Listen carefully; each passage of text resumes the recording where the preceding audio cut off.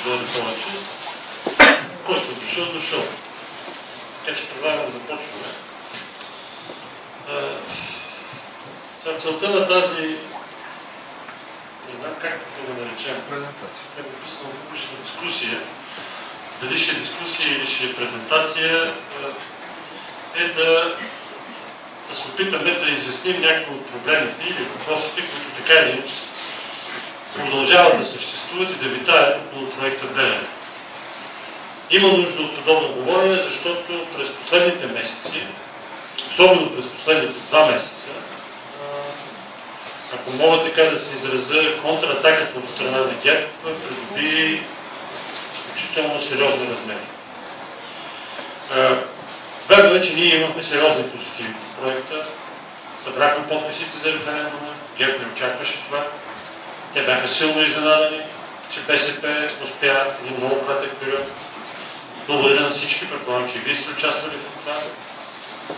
Те бяха силно изненадани, че ние успяхме да го направим. Бяха толкова изненадани, че не усетиха кога и как на практика загубиха и публичния дебат по въпрос. Август, септември, те не бяха така на себе си. Тогава разбраха, че нямат хора, които биха могли да опонират и да водят сериозна дискусия по темата. Затова възприеха най-простата и най-ясна стратегия, аз се наричам мутринска, тогава, когато не можем да решим, да се договорим, да се разберем, да водим дискусия с някой, ние просто го примахваме, за да няма проблем. И тъй като вече не сме във времената на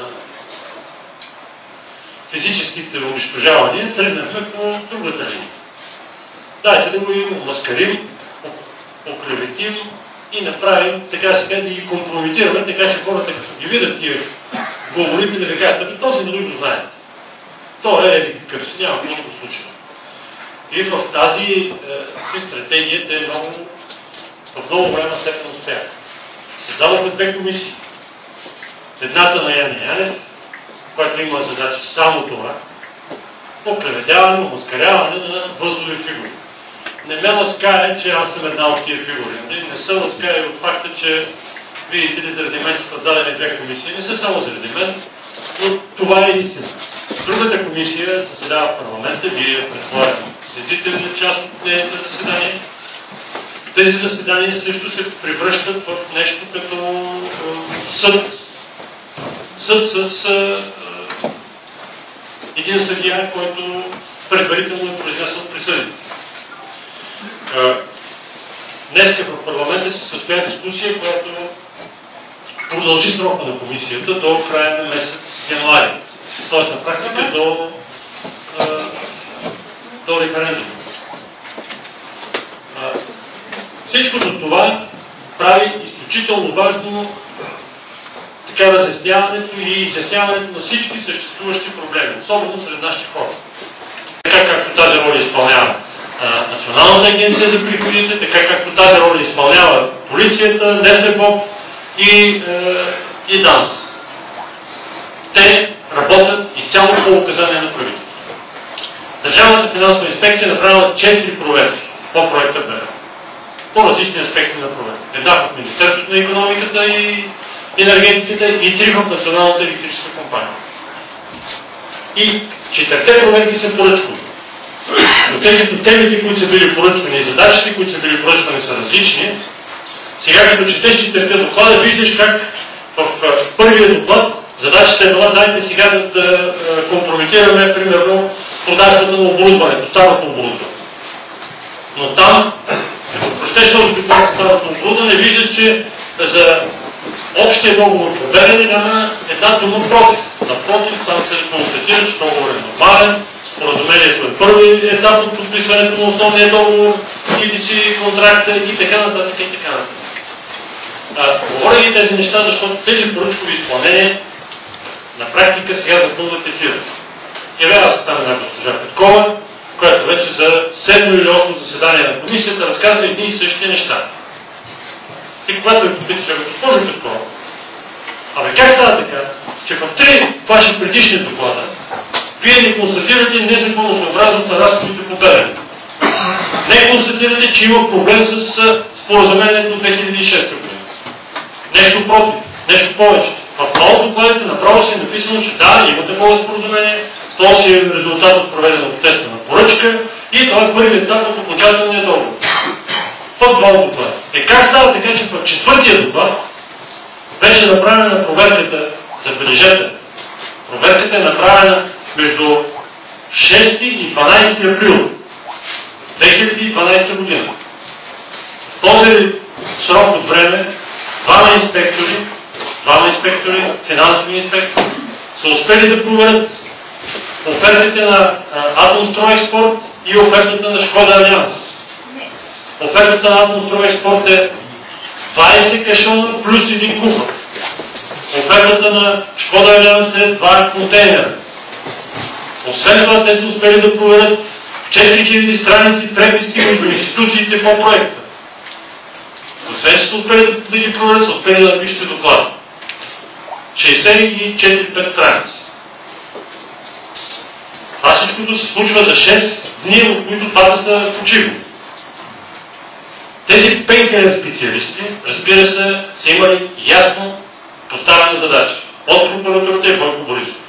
Вие сте забравили, но на 28 март, когато Бойко Борисов обяви, че спираме проекта Белене, той каза и тези от прокуратурата да вземат най-после да извадят кои са виновните за тази работа. Прокуратурата поръчва на агенцията и агенцията трябва да проверява. Защо казвам, че тази агенция е отряда за мръсни поръчки? Ще ви дам още това пример. Дора Янкова, кмет на Смолян, 24 акта на лечението на избор. От същата тази агенция.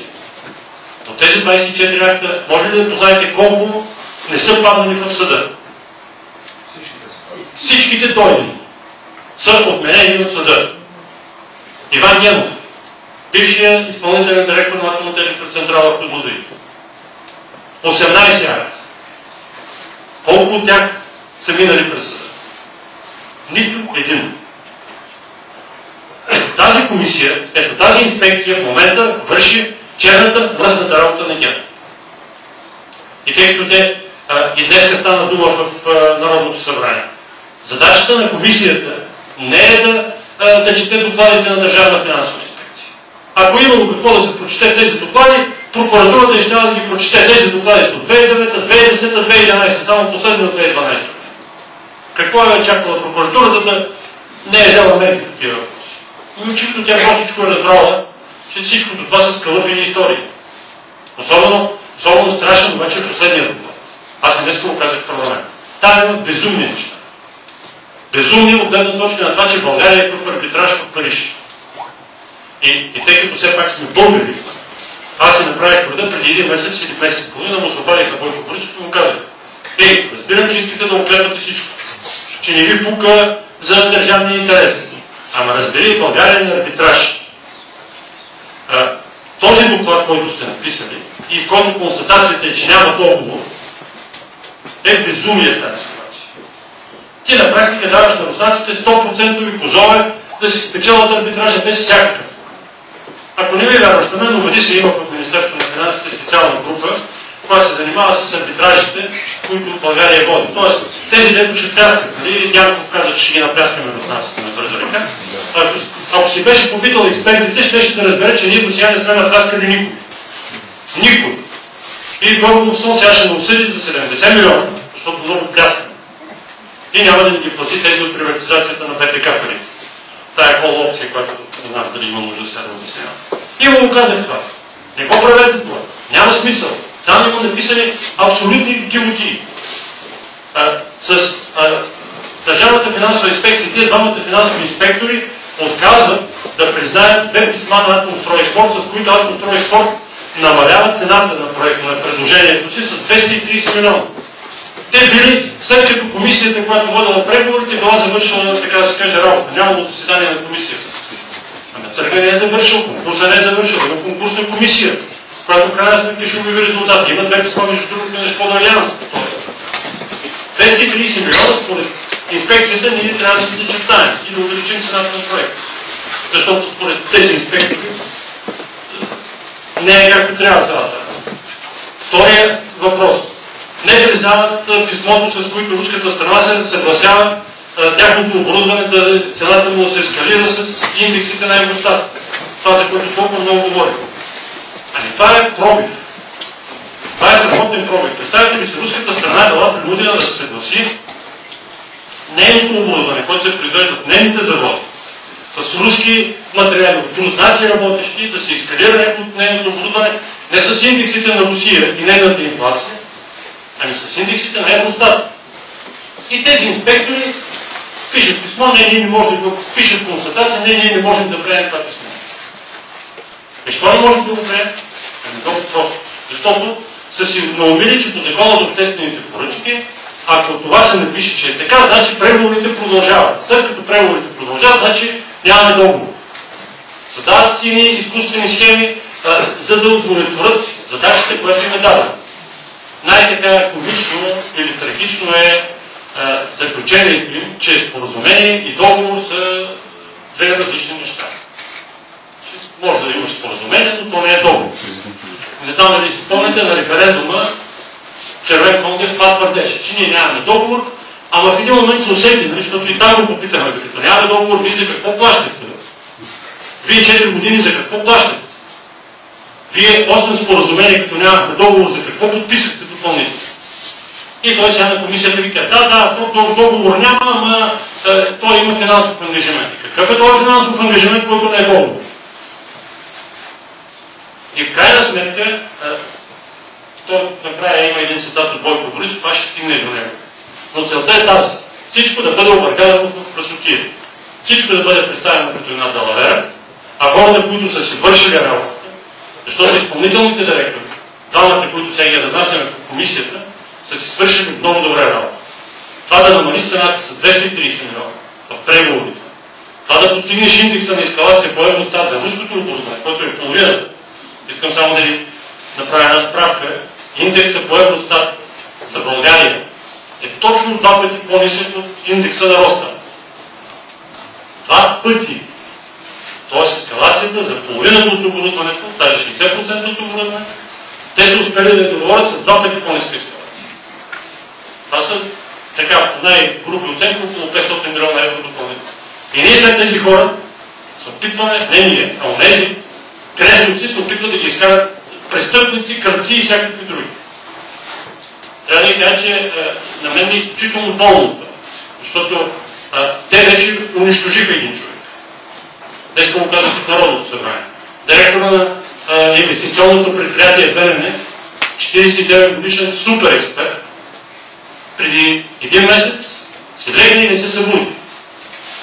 От тези пустоти. Защото лесно е да крещиш, като не разбираш. Ние тия конвертински изпълнения ще знаем. Само, че енергетиката се е запазила, защото не сме допуснали да се оплашат и тия скакалци, които сега влезаха в речето дори, да влезат до сега. Затова непрекъснато се говори за енергийната мафия и за тези момента.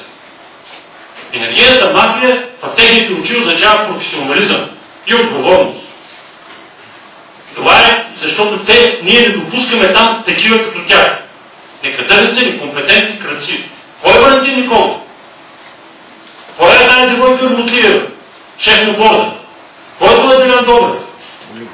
Разбира се, за Бойко Борисов въобще не говоря. Той е специалист по всичко. Той разбира всичко, включително и ядрена енергетика. Ама тези герои в момента управляват атомна електроцентрала в България. Ама отворете констатациите от проверките на Фукушима. И ще видите ясни констатации. Аварийните екипи и на площадката, и в Токио са действали неадекватно. Не са били подготвени. Това са по-не. Ами аз се представя, ако се случи нещо в България, в Козлодуй, с този аварийен екип, който началник му е Валентин Николов. Какво точно ще се случи с аварийните действия? И тези аварийни екипи и техните некомпетентни действия са довели до задълбочаване на последствието от аварията. Това не е смях, това не е майтап. Валентин Николов първата заповед, която е издал, като е отишъл в Козлодуй, знаете ли каква?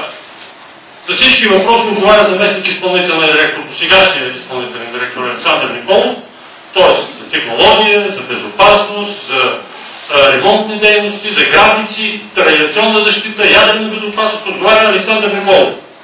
Валентин Николов отговаря за търговията с електроенергия и за обществените поръчки. Човек е отишъл да прибира пари. Той не е отишъл за друго. Само, че става дума за атомна енергетика. Става дума за фабрика за мармелада. С тази прелюдия да си поговорим по проект. Чакат ни много сериозни изпитания по този въпрос. Ние спечелихме първия, но това съвсем не значи, че сме спечелили битка. Напротив, за сега втория руд го губим. Трябва да бъдем така достатъчно честни и да си го признаем. Аз имах неблагоразумието на един пленум през септември месец да кажа на другарите от Националния съвет, че така както сме подкарали, както съм оставили само аз да говоря, нещата ще завършат по начин, по който вече съм го гледал. Ще му плюят отгоре надолу и тогава ще се сетим, че трябва да намерим други групи. Сега малко по-рано се сетите да поговорите някакви други, да видим дали не сме закъснени. Но, що е то АЕЦ Белене? Първо предполагам, че за много от вас не е тайна, че проектът Белене не е от преди 7-8 години. Проектът Белене е от 27-8 години. Проучванията и първите предпроектни проучвания са още от 80-те години на миналия век. Още тогава се решаваше въпроси къде да бъде втората атомна централа в България. Едно от предложенията беше в Козлодуй. Имаше още 6 площадки. Около Русе, в Южна България, около Пазарджик и на много други места. Беше избрана Белене. Беше избрана Белене, а не Козлодуй по няколко причини. Първо, в Козлодуй вече се събираха прекалено много мощности. Един от изводите, между другото, от Фукушима е, че не бива много мощности, особено от различен вид и от различни поколения реактори, да се събират на едно место. Такава е ситуацията в Фукушима. Там има 6 реактора, 2, даже 3 различни поколения. Този, който се заяви първи и който създаде целият проблем там, е въведен в експлоатация 1970 година. Той е въведен в експлоатация преди първи блок в Козлодуй. Тези дни, които отдавна ги спряха. И въпреки, че е толкова стар, неговите системи за защита са сработени, въпреки тежкото земетресение. Проблемът в Фукушима дойде от това, че заради цунамито японците една седмица не успяха да възстановят електрозахранването на площадка. Как го допуснаха това нещо? Аз просто не мога да си представя. Толкова технологична и високо организирана държава да не може да прекара един кабел от 400-600 метра и да достави един агрегат, с който да захрани няколко помпи. Честно, говорили сме с колеги, това в Козлодуй просто не виждам как да се случи. Но както и да е. Тогава един от аргументите беше този, да не събираме всичко на една площадка. Освен това, прекалено много натежаваше в чисто енергиен план северо-западната част на България. А там нямаше и кой знае каква индустрия, която да потребява електроенергия. И в този смисъл много по-ефективно и много по-добре от чисто енергийна гледна точка беше площадката Белене. Тогава бяха направили безкрайно много проучвания. От гледна точка на сеизмика. Беше изградена самата площадка. Тази площадка е уникална. Тя има първостола възглавница, която е 28 метра, за да издържи на всякакви земетръсни събития. Там цялата площадка е намирана с льособетон. Направени са лимани, направени са пристанища, направено е всичко, което е необходимо за една площадка. Там са инвестирани $1 милиард по това време. Да не говорим за оборудване, за самата площадка. И това наистина е уникално. Е създадена за атомна електроцентрала. Защо беше спрян проекта и как беше спрян 90-та, 91-та и 92 година, сега няма смисъл да разсъждаваме. Може би си струва да разсъдим защо беше възстановено 2002 година. Решение на правителството на Симеон Сакскобургготски. Възстановиха го по чисто популистски причини. Помните си, че тогава проблема беше с затварянето на първи до четвърти блок и затварянето на глава енергетика в преговорите с Европейския съюз. Меглена Кунева сега се бие в кърлите, тя е светена вода не напита, но тя беше един от героите, които затвориха глава енергетика без да питат Народното събрание. И въпреки решение на Върховния административен съд, че това затваряне на главата е противозаконно. Те я затвориха. Тя и Паси. Соломон Паси.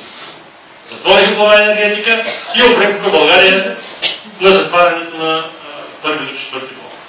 Първи и втори блок 2002 година и трети и четвърти блок 2006 година. Не знам дали знаете, но трети блок съм го пускал аз като оператор на реактор.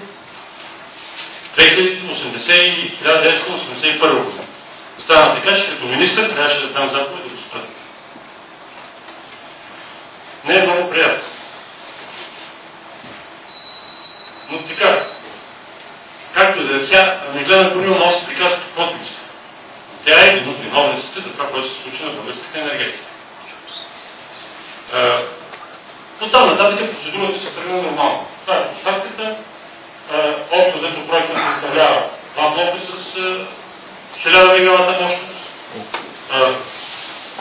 Какво друго мога да ви кажа? Беше избран доставчик Атомстройекспорт. Конкурсът завърши през 2006 година. Искам да ви кажа, че към този период, 2006 година, единствените два реактора от третото поколение бяха този, който избрахме ние, и френския реактор EPR. Европиан, там да си спомня вече как се каза, който се изгражда вече повече от 13 години в Финландия. Другия реактор от трето поколение беше този руски, който ние избрахме. Втория участник в конкурса беше консорциум между Шкода Алианс и Westinghouse. Американската, тя и тогава вече не беше американска, но така или иначе бившата американска фирма Westinghouse. Отново тези директори, които сега се опитваме да ги накараме най-големите престъпници да ги направим, успяха да договорят. Така че реактор от трето плюс поколение да струва по-малко от реактор от второ плюс поколение. Тук за малко ще има една-две картинки, на която ще ви покажа каква е разликата между трето плюс и второ плюс. Това са така наречените пасивни системи за безопасност, тези контейнери, които виждате, които евентуално се случи това, което се случи в Фукушима, да няма електроенергия, с която да се захранят помпите, които обезпечават разхлаждането на реакторите. Тези, така да се каже, хидроакумулатори имат достатъчно количество вода, с което да поемат разхлаждането на реакторните системи без необходимостта от електроенергия. Това е основната разлика между реакторите от второ поколение и трето. Има, разбира се, и други, но сега за тях няма да говоря. Така че нашия проект, аз за това и казвам, е най-добрият от икономическа гледна точка проект. Можем да го сравним с проекта, който евентуално ще се включи в Турция. В Турция обаче реакторите, 4 реактора, там са по 1200 мегавата, малко по-време, но те струват 26 милиарда долара. Сами може да направим 4 милиарда евро за 2000 мегавата и 26 милиарда долара за 4400 мегавата. Цената е двойно повече. Двата реактора в новата американска централа, която първа ще се изгражда, струват 15 милиарда долара. Сравнете ги пак с 4 милиарда за нас. Аз казвам така наречените овернайти или базовици. Това означава, че ако днеска, ако решим да правим приемателни реактори, днеска го платим, а те утре не. Но използва се тази цена, за да могат да се сравняват отделните проекти. За да мога сега аз да ви кажа, че нашия проект е по-евтин от онзи, защото и за онзи това е тази така наречена овернайт цена. Към тази цена, тъй като много се спекулира за това въпрос, към тази цена трябва да се добавят две неща. Първото е това, което трябва да се направи като инфраструктура на самата площадка. За Белене това са далекопроводи. Те са 4 далекопровода. Два са, които свързват Белене с Североизточна България, които така или иначе трябва да се правят, защото Североизточна България е изключително затруднена от гледна точка на изнасянето на електроенергията от Добруджа във връзка с ВЕИ-тата и две връзки с подстанцията Царевец около Търново, които са около 80-100 км. При всички случаи, при най-високи увеличения на цените, тази инфраструктура, която трябва да се изгради, не струва повече от 1 милиард евро. По моите оценки струва по-малко от 500 милиона. Това е. Другото е така наречената ескалация. Ескалацията, както вече ви казах, по времето на преговорите за подписването на самото споразумение беше договорено да бъде по Евростат. Това беше ключовия проблем, който ни позволяваше да се измъкнем от уйдормите на руския Ростат. Защото ако бяхме допуснали ескалацията да бъде по руските цени и по Инфлацията в Русия, която те там се управляват и манипулират както си искат, ще стане страшно. Но нашите хора успяха да го постигнат и това. Макар че беше трудно да се убедят руснаците, това не е логично. Руснаците да приемат инфлация, която е в европейска държава. За тяхно оборудване, за техни заводи. Но успяхме и принудихме ги направиха. Този пробив, между другото, 2008 година беше потвърден с подписването на едно от допълненията за изготвяне на оборудването с дълъг срок на производство. Така, тук е важно също така да ви кажа, че тази централа не е руска. Тази атомна централа и този проект е така руско-европейски. Консорциум е руско-европейски, защото освен Русия в него участват Арева е най-голямата френска фирма, изграждаща атомни централи, и Сименс. Арева и Сименс участват в консорциум. Те трябва да подготвят и да изготвят и да произведат системите за управление и контрол. Автоматика, образно казвам, там където руснаците са най-слаби. Руснаците са силни в желязо и в технологията ядрена, като ядрена технология. Сега, кои са основните изгоди от този проект? Първо, гарантира най-ефтината електроенергия за държавата в България. България, колкото и да е така неприятно, няма други ефтини източници на електроенергия. И тук има една огромна спекулация, като се противопоставят възобновяемите енергийни източници на ядрената енергия. Напротив, не може да имаме възобновяеми енергийни източници без атомна енергетика. Ще ви кажа защо. Годината, знаете ли колко часа има? Годината има 8760 часа. Знаете ли колко е използваемостта на ВЕИ? Било то соларни, било то вятърни, било то водни. Някъде между 2 и 3000 часа за най-ефективни. Пред това, тогава, когато трябва слънцето, тогава, когато тук вятър. И тогава, когато язовирите са пълни. Ама те понякога се изпразват. Освен това вятъра спира. Освен че вятъра спира и става тъмно време. И в тези случаи трябва да има някой, който да замени възобновяемите енергийни източници. И това трябва да бъде източник на ефтина, постоянна и сигурна енергия. За България друга такава няма. Ние имаме още един източник, той е в комплекса Марица изток. Въглища. За съжаление, тези въглища от тук нататък и електроенергията от тях ще става все по-скъпа. Защото след 2 години, освен седмите окиси, ще трябва да чистим азотните окиси. Която технология е значително по-сложна от тази, която сега в момента се прави по-скъпа. Освен това, освен почистващите инсталации, ще трябва да се плащат и квотите майче от до година, още се почват. От 1 януари започват да се плащат квотите за въглеродните емисии, тъй като всяка въглищна централа гори. Нейният основен процес е горенето, а при горенето се изгаря кислород и се изхвърля въглероден двуокис. И за това ще се плащат квоти. Ядрената енергия не изхвърля въглероден двуокис и не гори кислород. Така че от тази гледна точка ние нямаме кой знае какъв голям избор. Сега ще спомена съвсем накратко и другия факт. Ако бяха продължили с този проект, до година той щеше да работи. Първи блок трябваше да бъде въведен в експлоатация в 2013 година. Тя предпочетоха друго. Те 3 години мотаха проекта и накрая го спряха. Във времето, през което го мотаха, платиха 400 милиона евро на руската страна. Подписаха 8 допълнителни споразумения. Изгониха стратегически инвеститори. Спряха работата на банката, която трябваше да направи голямо финансиране. И сега въпросът е този, на който те трябва да отговорят. Къде и защо бяха похарчени 3 милиарда български лева? Те от този въпрос бяха.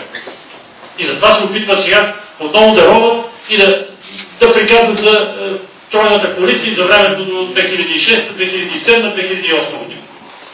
Защото отговорите са тези. Приказване за проектното финансиране. Много от вас знаят какво е проектно финансиране.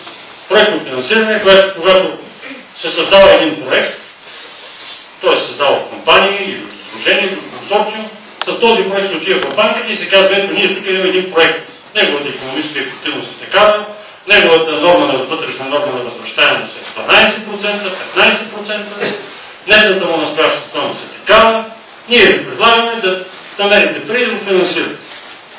И банките решават, има или няма. За Белене нямаше проблем с финансирането.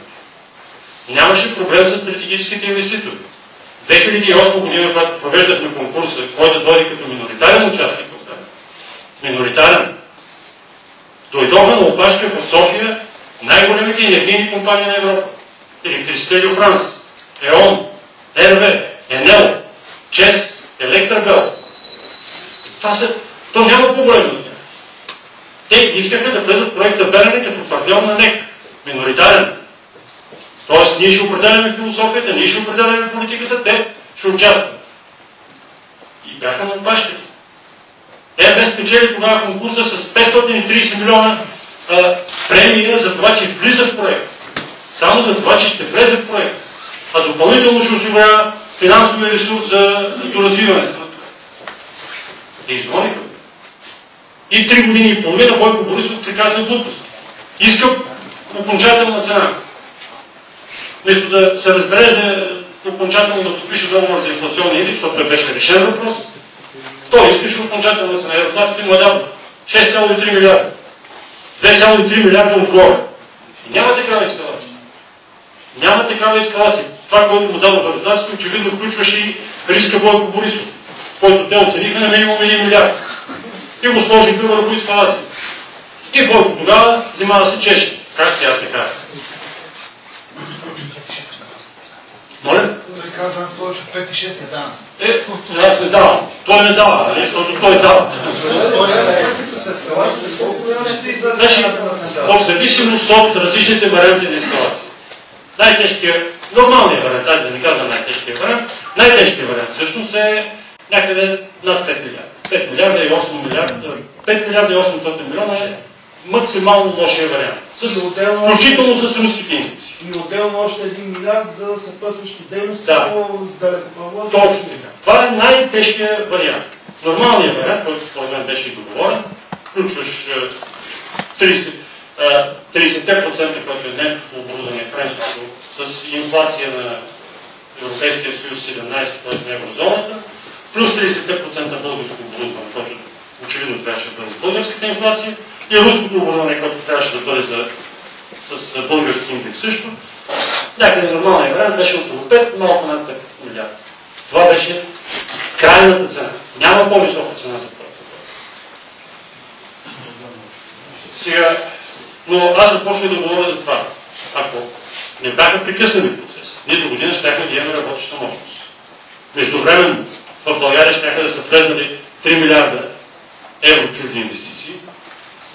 5 години, може би 10 хиляди човека щяха да работят на площадката в Белене. Още 50 хиляди щяха да работят в околните райони като обслужващ персонал и помощни дейности. И на практика ние само с тази инвестиция можеше да издърпаме икономиката на България. Може би не напълно, не на нивото на 2007 и 2008 година, но значително по-други равнища. Те решиха да се правят на велики. Между другото, трябва да говорим за резултатите, които евентуално можем да постигнем от Белене. Аз не случайно споменах вътрешната норма на възвръщаемост. Тя е зависимост от различните варианти, които са смятани и от HSBC. Те не случайно скриха и анализите на HSBC. Анализите на HSBC имат 3 много ясни изводи. Първо, дефицит на електроенергия в района има. И този дефицит е в рамките на 30 000 мегаватта, т.е. 30 реактори в региона, включително и Турция. Дефицит има опасност да се появи и в България след 2020 година. Това са заключенията на HSBC. И трети извод. В 80% от вариантите проекта и цената на проекта Белене е икономически изгодна и осигурява неговата краткосрочна възвръщаемост на инвестиция. Има 2 варианта, в които проектът е спорен. Спорен, казвам спорен, защото според мен не е и в тези случаи спорен, но те самите двата варианта са много спорни. Първият вариант е, когато цената на природния газ изведнъж рязко започва да пада по световен мащаб. Не както сега се случва, но тук нататък тя продължава да пада следващите 50 години. И втория е, когато цената на въглеродните емисии също започва рязко да пада. И двете неща към настоящия момент са силно така фантастични. Така, сега какво да го следва да говорим? Аз казах, че 2006 година беше подписано споразумение. Споразумението предвижда в рамките на една година да се подпише окончателния договор. Защо една година? Ами защото ние нямахме разрешение от Европейската комисия. За да имаме разрешение от Европейската комисия, трябваше да има точно това споразумение подписано. То беше пратено по всички правила на Европейския съюз в необходимия момент, началото на 2007 година. Разрешението от Европейската комисия дойде на 7 декември 2007 година. 7 декември 2007 година. Тоест приказките на Бойко Борисов, но защо Сергей Станишев не подписа, така като еди кой си, нямаше как да се случи в този срок, който беше записан в споразумението за годишно, защото самото разрешение дойде една година по-късно. Вторият проблем. Без технически проект не можеше да има окончателен лиценз от Агенцията за ядрено регулиране. Не можеше окончателно да бъдат разделени частите – руската, българската, германската, за да се определи и финалния индекс и ескалационната добавка на цената. Това също, за съжаление, и до последния момент не завърши. Така че приказките, защо тези не подписаха, пък понеже не подписаха, са просто приказки на хора, които не разбират за какво става дума. Между другото, споразумението е направено така, че то не пречи на изпълнението на проекта. Но ние, когато сме го правили, сме имали предвид, че проектът ще се реализира, а не, че проектът ще се спре. Сега обаче, когато проектът се спря, някой ще трябва да плати разходи. Аз за това и говорих за проектното финансиране. Проектното финансиране е хубаво. Действително от продукцията на дадения проект, после се плащат заемите от кампанията. Ама когато проектът се прекрати, както го прекрати Бойко Борисов, кой връща заемите, които Националната електрическа компания вече е взела за проект? Как става тогава цялата работа? Няма мощност, която да работи. Няма приходи, от които да връщаш заемите. Кой ги плаща? Плащаме и ние с вас. И ги плащаме през електромера. Тия 13% от 1 юли, само 250 милиона от тях са за зелената енергия, както се опитва да научи Делян Добрев.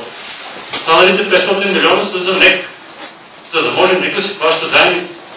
Защото НЕК отгоре на всичко е фалирала компания. Тя има над 1 милиард задължения. И те не са само заради. И до година пак ще има увеличение на НЕК. Вместо да печелим от Белене, ние ще плащаме за Белене, без да получаваме нищо. Етапите общо взето предвиждаха завършване на лицензирането. Фактически до 2000 и сега сме, значи 2004 година започва процеса на лицензиране. 2012 година трябваше да бъде утвърден техническия проект. Четирите етапа до този момент са избор на площадката, заповед за избор на площадката, разрешение за проектиране и заповед за утвърждаване на техническия проект. От тук нататък следват още 4 етапа. Разрешение за строителство, разрешение за експлоатация, лиценз за експлоатация и въвеждане окончателно. Може би бъркаме, все пак забравя съм. Но така и иначе 4 етапа на лицензиране са отнели 8 години. На площадка са дадена специално за атомната. И при правителства, които са работили за реализацията на проекта. Сега Бойко Борисов се опитва да ни убеди, че като почнем козлодуи до година, ние след 2 години ще почнем да го строим и 2020 година ще работи блок. Това не може да се случи по-смъртно. Повярвайте ми, аз в не много краткия си жизнен път съм имал щастието да работя в атомната електроцентрала в Козлодуй, да бъда заместник главен директор на енергопроект, отговарящ точно за този тип проекти още по времето на социализма, после да бъда шеф на инспекцията по ядрена безопасност, което дава разрешението. Аз съм подписал разрешението за въвеждане в експлоатация на 6 по 1992 година. Два пъти съм бил министър, така че повярвайте ми, не може да се случи. Площадката Козлодуй е много комплицирана площадка. Там има 2 работещи блока. Там има 4 блока, които са изведени от експлоатация. Там има хранилище за радиоактивни отпадъци. Там има хранилище за отработено ядрено гориво 1. Има хранилище за отработено ядрено гориво 2. Едното е сухо, другото е мокро. Там има замърсени терени. Там просто няма място. Освен това, има 2 села, има 1 село и 1 град, които са вече практически на границата на санитарно защита, 3 км от санитарно защитна зона. Няма къде да се сложи централата. Ако нещо не се размести, надута или наруши. Кога ще се лицензира? Как ще се лицензира? Просто не ми се мисли. Особено, ако овосите се правят от тези герои, които сега са ги избрали. Вие разбрахте ли кой ще прави овоз? Овоза ще го прави българо-американски консорциум. Само че консорциума е Хасковски. Консорциума е Хасковски и е избран, както каза Валентин Николов, от 7 кандидата. Само че първите 5 кандидата са отсвирени още на първия тур, а пък с 6-ти кандидат въобще не е викан да се водят преговори. И е избран 7. Който е, както вече казах, хасковско-испански. Испанското е само за името. И приятелите и съобщителите на Делян Добрев влизат в енергетика. Понеже много разбират. Така че друг проект в близките години ние няма да има. Тук може да бъде абсолютно. Така, сега какво да направим нататък? Защо сме за изграждането? Аз доста поговорих. Енергийна независимост. Това е темата на господата от СДС. Белене и атомната енергетика направи независими от усилия. Пълна глупост и пълна измисъл. Според класификациите на Европейската комисия, атомната енергетика е независим източник на енергия. Вие ще кажете защо, след като вземем ядреното гориво от Русия. Много просто. Защото ние го вземаме веднъж годината. Ако искаме, може да го вземем веднъж за 3 години. Технологиите вървят така, че реактора се презарежда сега веднъж в годината. Може би още от година или след 1-2 години ще можем да презареждаме веднъж на година и половина. Тоест, като си вземеш горивото за следващата презарядка, ти следващите 3 години нямаш нищо общо. Така че тази мислица е абсолютно лъжлива. Атомната енергетика е независима. За да има граждан. Така, говорих вече за ефтиния източник, най-екологичната, съобразен с най-високите. Значи тук можем да бъдем също абсолютно сигурни. Казах ви, друг проект в момента вече е лицензиран с 2 на 1 гласа в американската NRC Nuclear Regulatory Commission, с 2 на 1 гласа и проекта на Westinghouse AP1000. С 2 на 1 гласа. И гласа против гласа на председателя на NRC. И то е защото американският проект не е издържа на падането на най-големия самолет Jumbo 447. Нашия проект издържа и на това. От падане на този самолет всъщност се крие опасността или възможността да се предотврати ракетна атака срещу централата. Никой не очаква да падат самолети над Козлодуй или над американските ядрени реактори, защото над централите по принцип не летят самолети. Но с това, от това, така да се каже, малко информерно название се крие възможността да се отрази ракетна атака срещу централа. Така че от тази гледна точка нашата централа е по-добра от американската. Не искам да се връщам, но все пак нека не забравяме.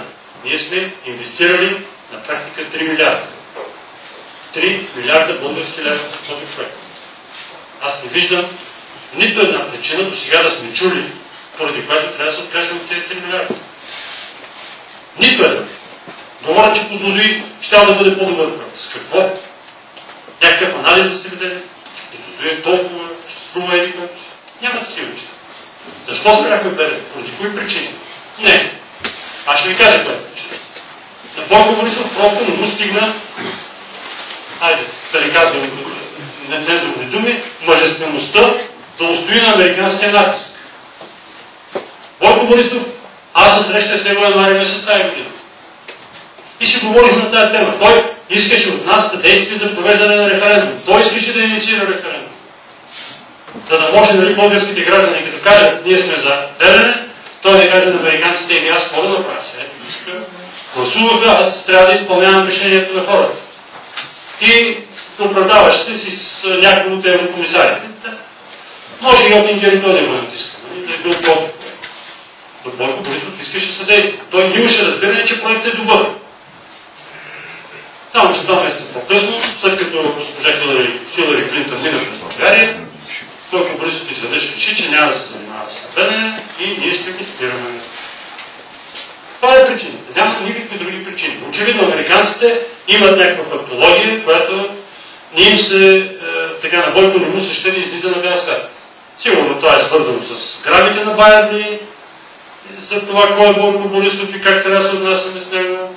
Грабите на СИМО, т.е. на ЦРУ, за това кой е свързан с организираната престъпност и как е свързан. И така нататък. Не искам да гадая, но очевидно има и подобно нещо. Има една много важна причина, заради която ние трябва да продължим изграждането на Белене или на атомна енергетика. България е една от малкото държави, които все още може да изгражда атомни централи. Това не е проста работа. Съединените американски щати, аз бях още министър, когато се срещах с техния министър, значи това било 2006-2007.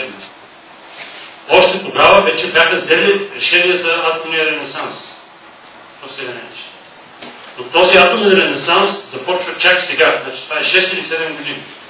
Защото те нямаха инфраструктурата. Щатите престанаха да развиват ядрената си индустрия 1979 година.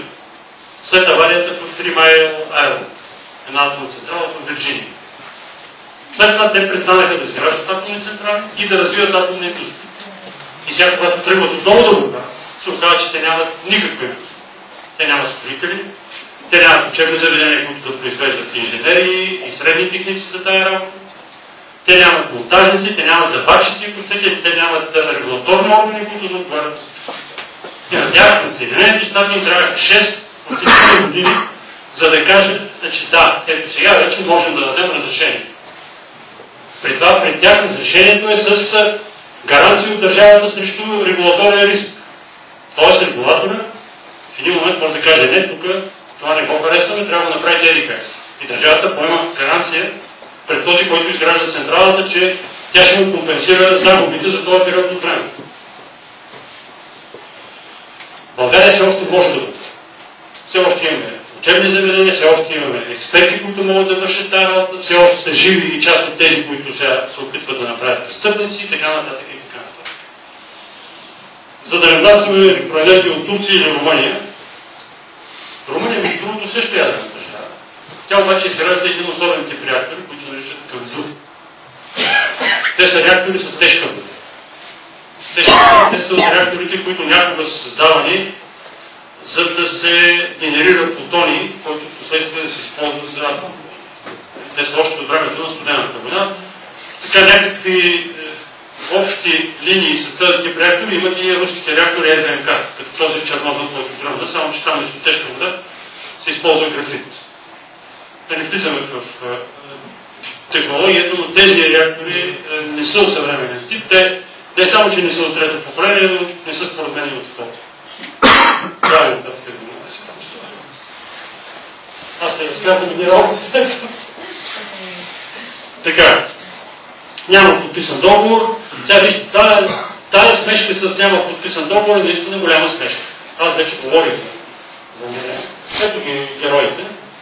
Тези герои могат да ги слушате от сутрин до вечер. Те няма да кажат една дума за добра за атомната енергетика. Но ако ги послушате малко повече, можете да ги чуете да видим какво ще кажат за ТЕЦ Марица изток и ТЕЦ Марица изток 3. Защото и двата проекта са подписани и създадени от Иван Костов.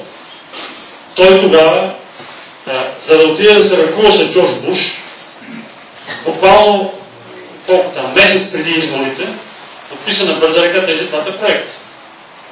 Не му помогне ръкуването с Буш и на Бойко Борисов няма да му помогне визитата при Барак Обама след няколко дена. Но така или иначе тези хора са готови да купуват политическото оцеляване с нашите пари. Това е простата истина. Кои са лъжите? Хайде да някой от тях да се опитам да се спра. Няма подписан договор. Има подписан договор, има подписано споразумение Има след това една година по-късно вече подписан още веднъж и това е наречен и договор. Така че тази работа е просто за да се създаде отново шум в системата и да прикараме на тези са плащали без да има договор. Ама на простия въпрос, но вие защо плащахте? Ами вие защо плащате? 3 години, 400 милиона. Ние сме плащали, защото сме искали да го построим. А вие защо плащате? Отговор няма. Защо подписахте 8 споразумения? Някои от тях са за още пари за да се плащат. И на това няма отговор. Това е Червен Кондев на референдума се ви си спомняте как каза. Няма договор тук, бе. Няма договор тук. Питайте, няма договор. Защо плащахте? И пак няма отговор. И после оня ден по комисията казва, то договор точно няма, но има такова финансови ангажименти. Какви са те финансови ангажименти? Така, 2008 ново договорно споразумение, 2009 са подписани 5 споразумения. До март 2009 са 2012 са подписани още 9 анекса. От Сочи до Лиско. Така, за искана атомстройспорт. Тъжната новина за всички българи, че колко 8 месеца след прекратяването на проекта, той на практика не е прекратен. Защото нашите господа министър-председател и министри си мислят, че те като са взели решение на Министерския съвет, онези там веднага изпълняват решението. Той има договор. Този договор има клаузи, има цяла глава, която пише прекратяване на договор. Глава 8 на формата. И която се пише какви неща се пишат, колко какъв срок трябва да се отговори, след това какъв срок трябва още веднъж да се каже и така нататък и така нататък. До настоящия момент това не е направено. И разбира се произвежда оборудване. И ние ще платим за това оборудване. Е този 1 милиард.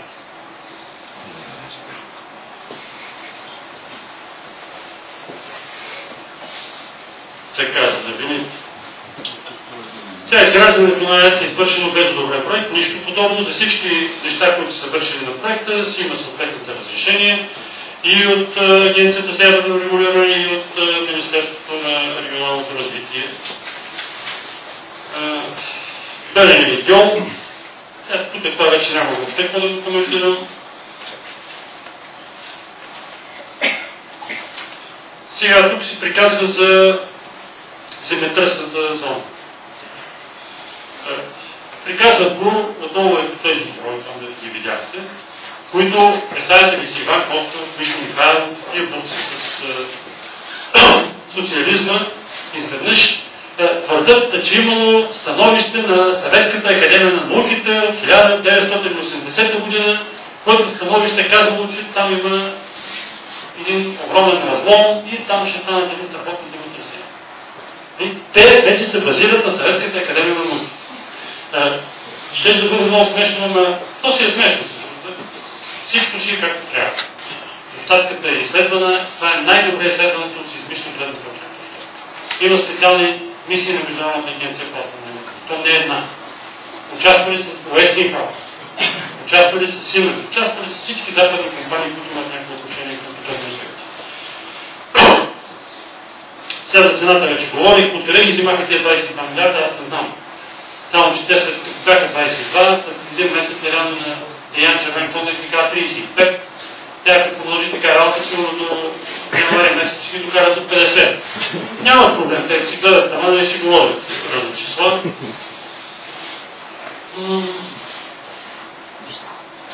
Печалбата на централата за 60 години експлоатация е 200 милиарда евро след изплащане на инвестиции. Иван Костов се опитва да ми... Печалбата говоря, не прихода. Печалбата. Иван Костов се опитва да ми обяснява, че цената сега в момента била еди каква си и при тази цена това не може да се случи за не знам си колко години. Само че Иван Костов очевидно е забравя някои неща, които някакво сигурно е преподавал. Няма как да сравнява сегашната цена с производството на едно предприятие, което ще произвежда след 10 години.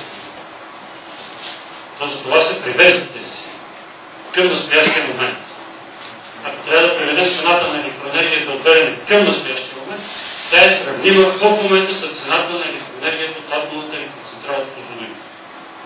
Това е неприятната истина. Това се вижда и от доклада на HSBC. Ако разбира се, погледна малко по-внимателно, да се направят някакви допълнителни. Централата се изкупува за между 12 и 15 години. От там нататък 45 години тя произвежда на практика само на печалба. Атомната енергетика има една много характерна особеност. Тя има тежки инвестиционни разходи, но много ниски експлоатационни разходи. Експлоатационният разход на нашата централа с двата блока в момента е между около 100-150 милиона годишно. Произведената електроенергия е за почти 1 милиард. Това е простата истина. Що се отнася до цените? Ако попитам сега колко беше цената преди 12 години, сигурно няма да се. Ще ви кажа, беше 2 американски цента. Аз се помня, т.е. стремахме се да я докараме до това. Тя винаги беше по-ниска. 2 американски цента. Аз се помня, защото 96-та година бях министър и всеки месец излизах по телевизията и аз обявявах как цената се повишава с 10%, 12%, 15% и хората много ме обичаха. Но тогава това го правихме, защото имахме споразумение с Световната банка и по това споразумение, за да ни дават определени пари на определени периоди от време, ние трябваше да поддържаме 2 цента цената. Също се отнасяше и за правителството на Иван Костов. Сега знаете ли колко е цената? Сега цената е около 12 американски цена. Тоест 6 пъти повече. За 12 години. Колко ще бъде за 12 години, аз не искам да кажа. Но тя със сигурност няма да бъде тази, която е. Така че, когато говорим за проекти с бъдеще време, не можем да сравняваме цените с тези, които са сега в момента. За това го казвам. Така.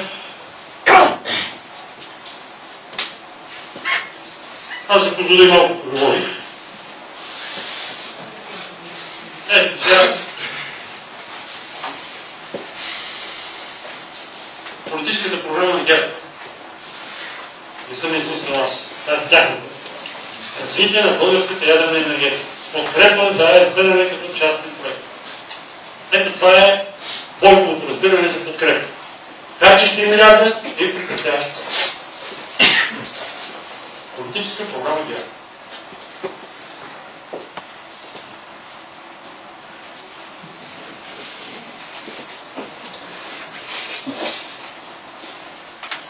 Сега вижте. Ето това е вътрешната политика, за която говоря. Това е цитат на Бойко Борисов от 10 септември 2010 година. Важното е да ни оклепат. Важното е да ни обмаскарат. Не ги интересуват аргументите, не ги интересуват парите, които България ще загуби. Ето това е целта. Ето това е целта. Благодаря ви за вниманието. Ако имате въпроси.